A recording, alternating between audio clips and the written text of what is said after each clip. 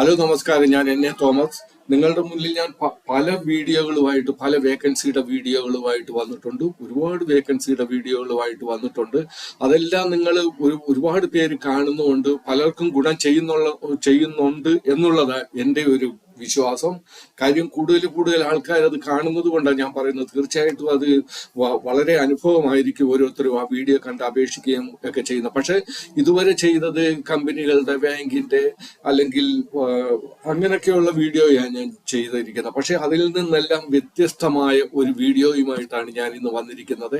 വളരെ നല്ല വേക്കൻസികളുടെ ഇത് സെൻട്രൽ ഗവൺമെന്റ് ഓഫ് ഇന്ത്യയുടെ വേക്കൻസിയാണിത്. പക്ഷെ ഇതിനെപ്പറ്റി പറയുമ്പോൾ നമ്മുടെ കേരളത്തിൽ ആരും ഇത് അറിയുന്നില്ല. ഇത് കഴിഞ്ഞ വർഷം നടന്നില്ല. അപ്പം ഇത് ഇന്റർവ്യൂ അല്ലെങ്കിൽ റിക്രൂട്ട്മെന്റ് നടന്നില്ല. അപ്പം അതിന്റെ കൂടെ കൂട്ടിയാണ് ഈ വർഷം വന്നിരിക്കുന്നത്. ഈ വർഷം വന്നെന്ന് പറഞ്ഞ് ഞാൻ ആദ്യം പറഞ്ഞോട്ടെ, ഇത് വരുമെന്നുള്ള നോട്ടിഫിക്കേഷനേ വന്നിട്ടുള്ളൂ. ഇതുവരെ ഇതിന് അപേക്ഷിക്കണം അല്ലെങ്കിൽ എങ്ങനെ അപേക്ഷിക്കണം എന്നുള്ള നോട്ടിഫിക്കേഷൻ ഇതുവരെ വന്നിട്ടില്ല.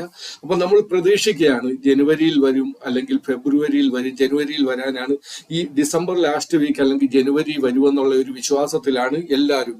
നമ്മുടെ മലയാളത്തിൽ ഇതിനെപ്പറ്റി ആരും വീഡിയോ ചെയ്ത് കണ്ടില്ല. പക്ഷെ ഹിന്ദി നിങ്ങൾ യൂട്യൂബിൽ തുറന്നു നോക്കിയാൽ ഫുഡ് കോർപ്പറേഷൻ ഇന്ത്യയെ പറ്റിയുള്ള കാര്യങ്ങളേ ഉള്ളു. കാര്യം വരും, അതെങ്ങനെ നമ്മളെ ഇന്റർവ്യൂ അറ്റൻഡ് ചെയ്യണം അല്ലെങ്കിൽ ചെയ്യണം, മറ്റുള്ള കാര്യങ്ങളൊക്കെയാണ് അതിനകത്ത് പറയുന്നത്. അപ്പം ഞാനും വിചാരിച്ച് നമ്മുടെ മലയാളികൾക്ക് എന്തുകൊണ്ട് ഇതിനകത്ത് അപേക്ഷിച്ച് കൂടാ.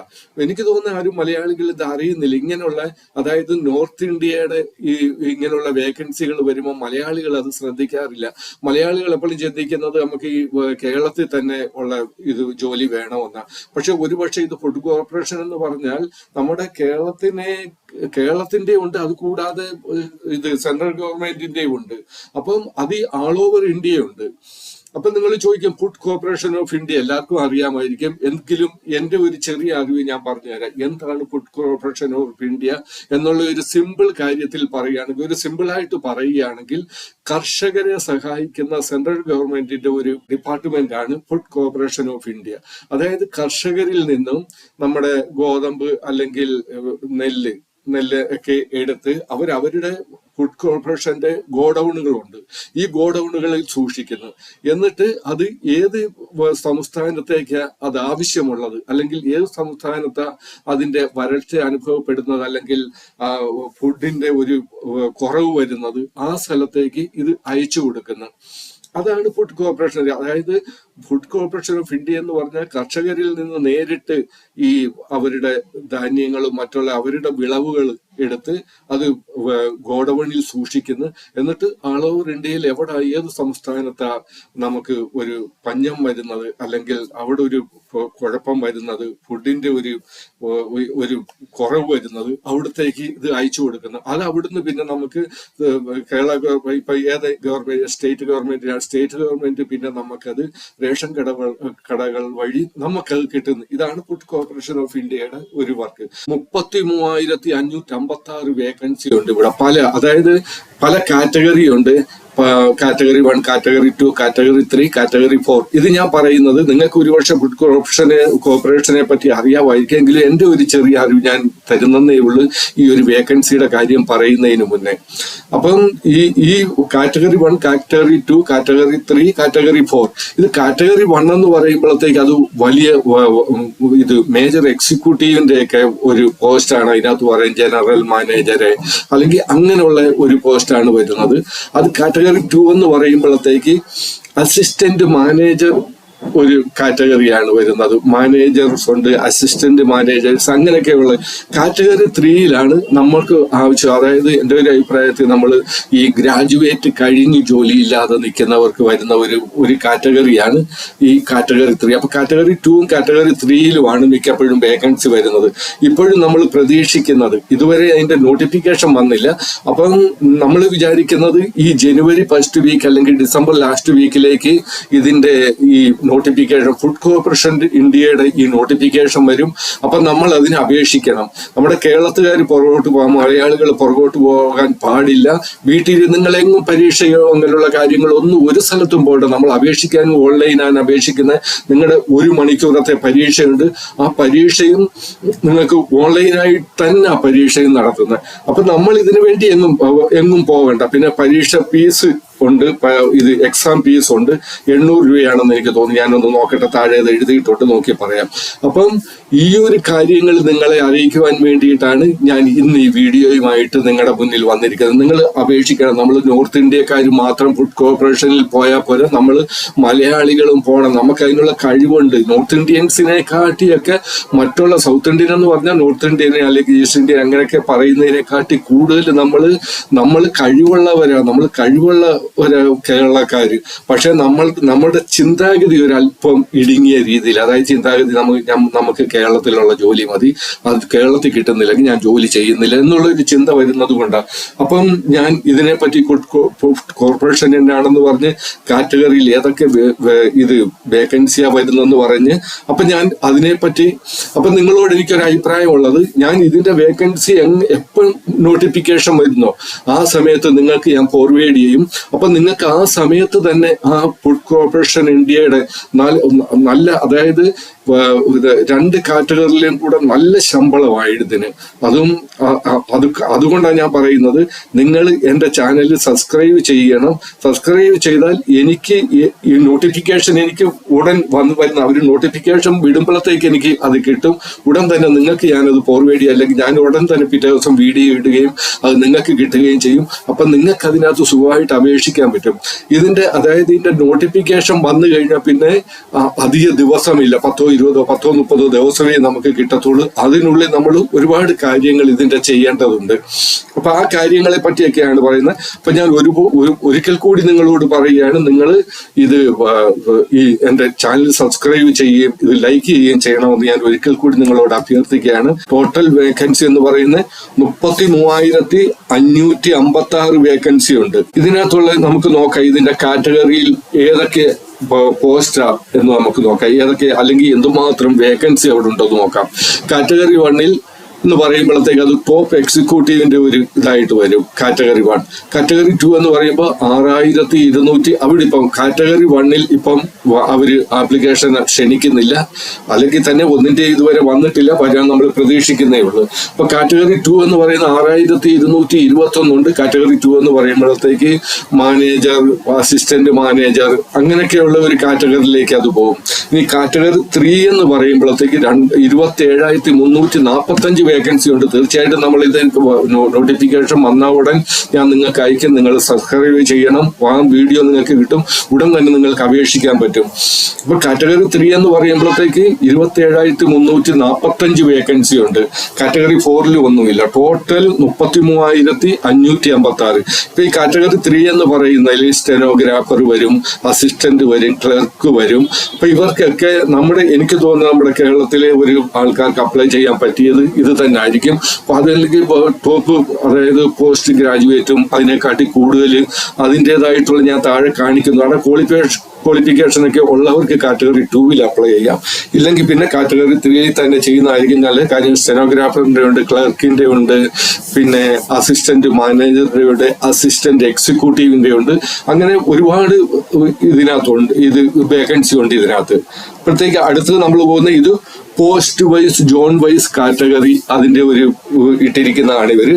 ഇതിന്റെ post wise, zone wise category, west zone, east zone, south zone, north zone എന്ന് പറഞ്ഞുകൊണ്ട് ഇത് ഇട്ടിരിക്കുന്നതാണ്. അപ്പോഴത്തേക്ക് കാറ്റഗറി 2 വരുന്നത് മാനേജർ ജനറൽ വരും, മാനേജർ അക്കൗണ്ട് വരും, മാനേജർ ഡിപ്പോ മാനേജർ വരും, മാനേജർ ക്യൂസി എന്ന് പറഞ്ഞാൽ ക്വാളിറ്റി കൺട്രോൾ വരും, മാനേജർ മൂവ്മെന്റ്, അതായത് മാനേജർ മൂവ്മെന്റ് ഇതൊക്കെ മാനേജർ കാറ്റഗറി.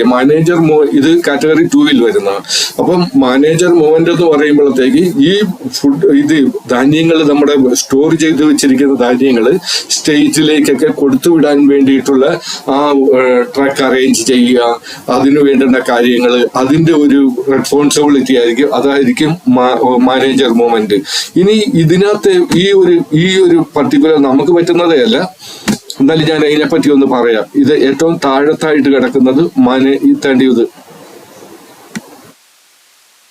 ഇത് ഈ കൾച്ചർ പോകുന്നിടത്ത് നോക്കണം. മാനേജർ ഹിന്ദി, ഇത് ഇവരൊരു പ്രത്യേക ഒരു പണിയില്ലാതെ വേണ്ടി വെച്ചിരിക്കുന്ന. ഇത് മാനേജർ ഹിന്ദി എന്ന് പറയുമ്പോൾ അത് ഹിന്ദിയെ പറ്റി മറ്റുള്ളവരോട് സംസാരിക്കുക, അവരോട് പറയുക നിങ്ങൾ ഹിന്ദിയിൽ ആപ്ലിക്കേഷൻ താ, അല്ലെങ്കിൽ നിങ്ങളുടെ സംസാരം ഹിന്ദി. അപ്പൊ ഹിന്ദി ലാംഗ്വേജിനെ പുഷ്ടിപ്പെടുത്താൻ വേണ്ടി വെച്ചിരിക്കുന്ന ഒരു പോസ്റ്റാണ്, അല്ലാതെ അങ്ങനെ വേറെ ഒരു പണിയില്ല.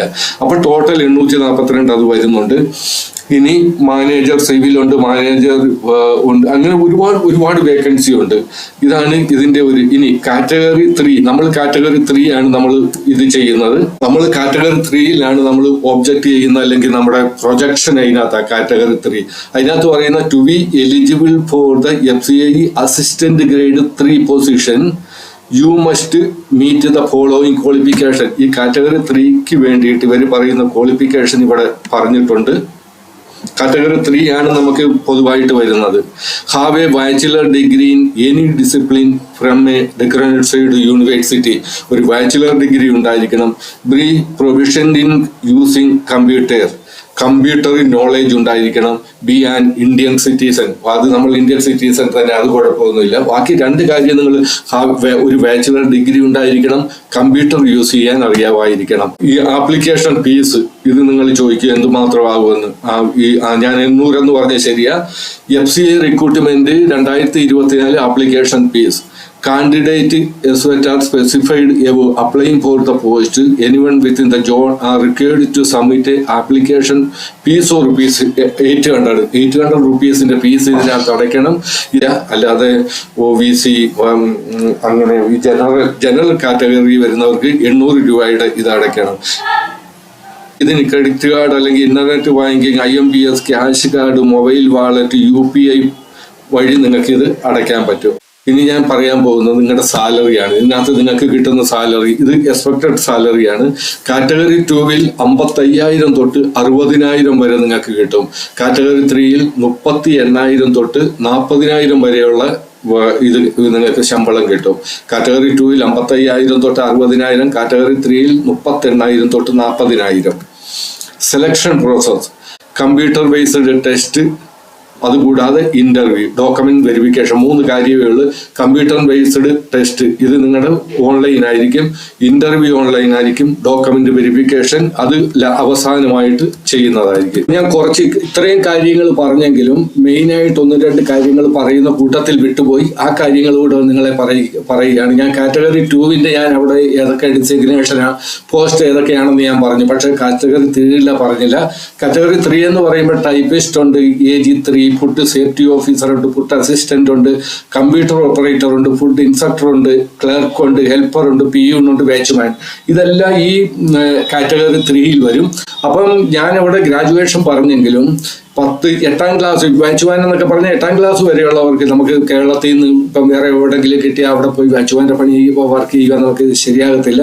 അതുകൊണ്ട് വേണ്ട. പക്ഷേ PU ഉണ്ട്, ഹെൽപ്പർ ഉണ്ട്, ഇവർക്കെല്ലാം 8ാം ക്ലാസ്സാണ്.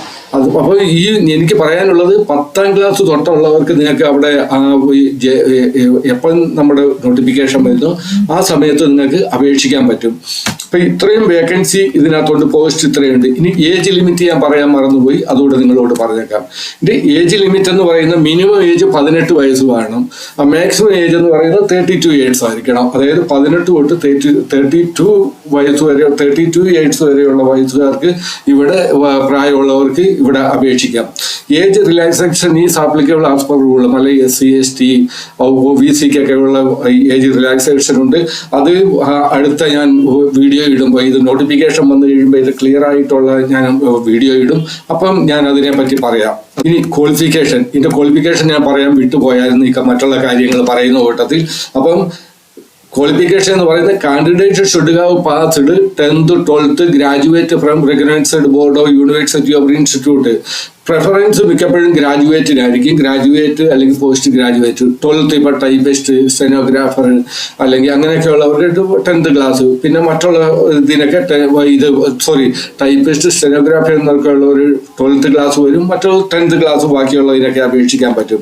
ഞാൻ ഇതിന്റെ സെലക്ഷൻ പ്രോസസ്സ് എങ്ങനെയാണെന്ന് പറഞ്ഞു. സെലക്ഷൻ പ്രോസസ്സ് എന്ന് പറയുന്നത് return exam, CVT, computer based test ആണ്.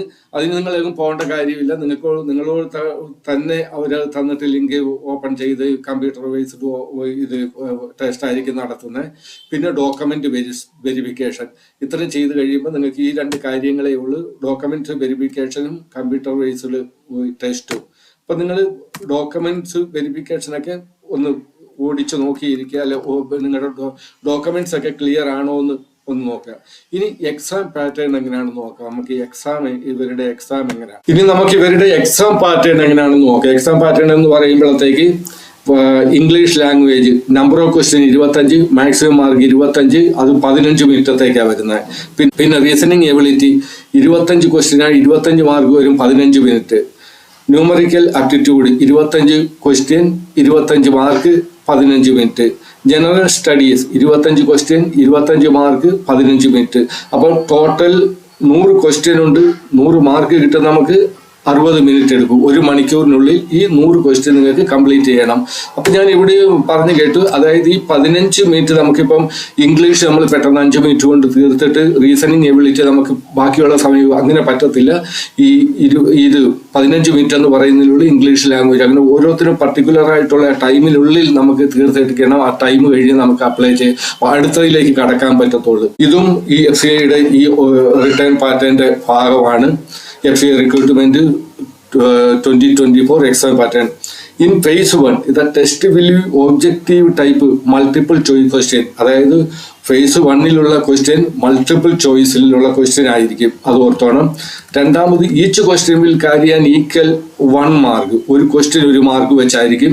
റോങ് ആൻസർ കൊടുത്താൽ, ഒരു ക്വസ്റ്റ്യൻ നിങ്ങൾ തെറ്റായിട്ട് ആൻസർ കൊടുത്താൽ 1 മാർക്ക് കിട്ടുന്നതിൽ നിങ്ങൾക്ക് അതിൽ നിന്നും മാർക്ക് കുറച്ചിരിക്കും.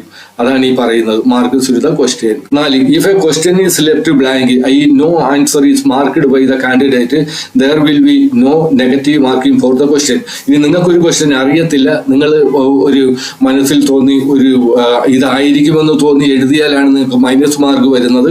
അല്ല, നിങ്ങളൊരു ക്വസ്റ്റ്യൻ എഴുതാതെ ബ്ലാങ്ക് ആയിട്ട് വിട്ടാൽ അതിന് മൈനസ് മാർക്ക് ഒന്നും ഉണ്ടായി. അപ്പൊ ഇത്രയും കാര്യങ്ങളാണ് എനിക്ക് തോന്നുന്നത്. ഞാൻ ഏതാണ്ട് ഇച്ചിരി സമയം വീഡിയോയ്ക്ക് എടുത്തെങ്കിലും എല്ലാ കാര്യങ്ങളും ഒരുമാതിരി നല്ല രീതിയിൽ നിങ്ങളോട് പറഞ്ഞ് മനസ്സിലാക്കിയിട്ടുണ്ട്. നിങ്ങൾ ഇനി ഒരു കാര്യം ചെയ്യണം. ഇതുവരെ നോട്ടിഫിക്കേഷൻ അപ്ലൈ ചെയ്യാൻ തുടങ്ങിയിട്ടില്ല.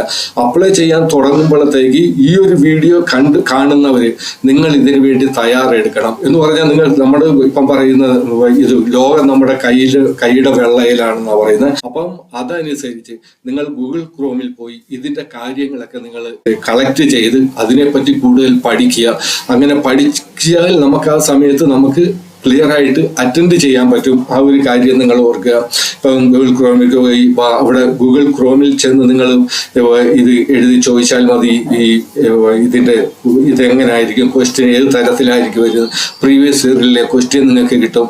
അല്ലെങ്കിൽ ഒരുപാട് ബുക്കുകളുണ്ട് ഈ ഇതിന്റെ ഫുഡ് കോർപ്പറേഷൻ ഓഫ് ഇന്ത്യയുടെ നമ്മുടെ ഈ എക്സാമിനെ പറ്റിയുള്ള, അതൊക്കെ നിങ്ങൾക്ക് ഗൂഗിൾ ക്രോമിൽ നിങ്ങൾക്ക് ഫ്രീ ആയിട്ട് കിട്ടുകയും ചെയ്യും. നിങ്ങൾ നല്ലപോലെ തയ്യാറെടുത്ത് എഴുതിയാൽ നമുക്ക് ഈ പ്രാവശ്യം നമുക്ക് കൂടുതൽ നോർത്ത് ഇന്ത്യൻസിനെക്കാട്ടി കൂടുതൽ നമുക്ക് സൗത്ത് ഇന്ത്യനെ, കാര്യം നോർത്ത് ഇന്ത്യൻ കൂടുതൽ പേര് വന്ന് അറ്റൻഡ് ചെയ്യുമ്പോൾ നമ്മുടെ ആൾക്കാർ എഴുതുന്നില്ല.